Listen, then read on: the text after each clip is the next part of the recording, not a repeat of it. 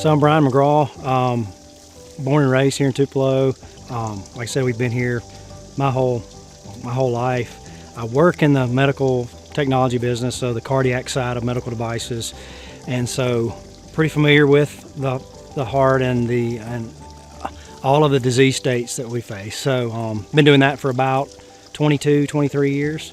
Like I said, I've lived here my whole life, so it's kind of the hospital on the hill. It's what I know, and it's where I go, and it's what I trust, who I trust. And so when I started experiencing some symptoms, they're the people that I trusted the most to go to immediately. So I'd been on an airplane the weekend before this January 30th date, the Thursday.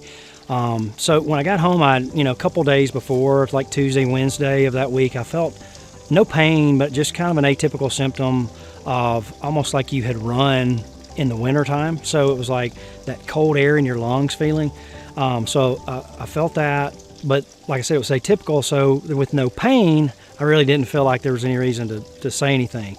That was Wednesday, the 29th. So then in the early morning hours of the 30th, 2 in the morning, I immediately woke up, and you hear this and you don't believe it until it could happen, but it was this overwhelming sense of doom. So, like the sky has fallen and you are the only one left, and so I paced around my house for about 2 hours, trying not to wake anybody up, but trying to get settled to where I could feel comfortable enough to wake them up. What do I need to do? Was it, since I'd been on the airplane, was it COVID? I was actually doing an educational event that day in the cardiac cath lab at North Mississippi Health Services. So I knew I was going to be there, but it made sense to me to go ahead and get a plan. So I called and texted Dr. Benjamin Blossom and asked if we could talk a little bit more privately. And he said, well, yeah, you're feeding us lunch. And I was like, well, I need to speak to you more privately. So he's like, yeah, just come on and we'll get some time to do that. Well, in between like 7 a.m. and 8, I showered and got ready, and then I said, well, I'm going to do my own stress test.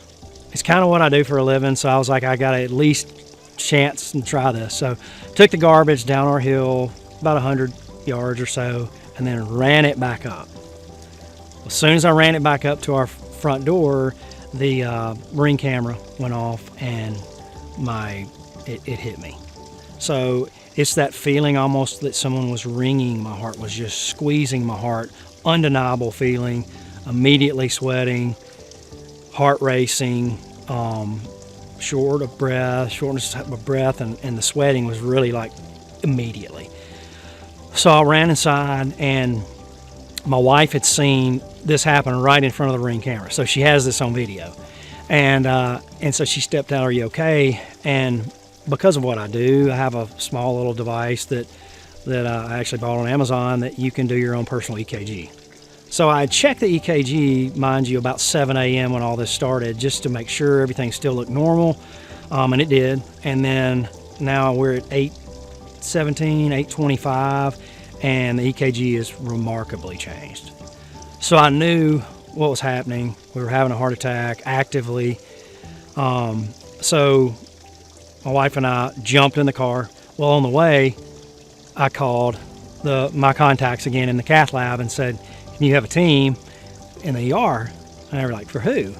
I was like, me. So I'm coming in hot. So I was at the hospital at 8:35.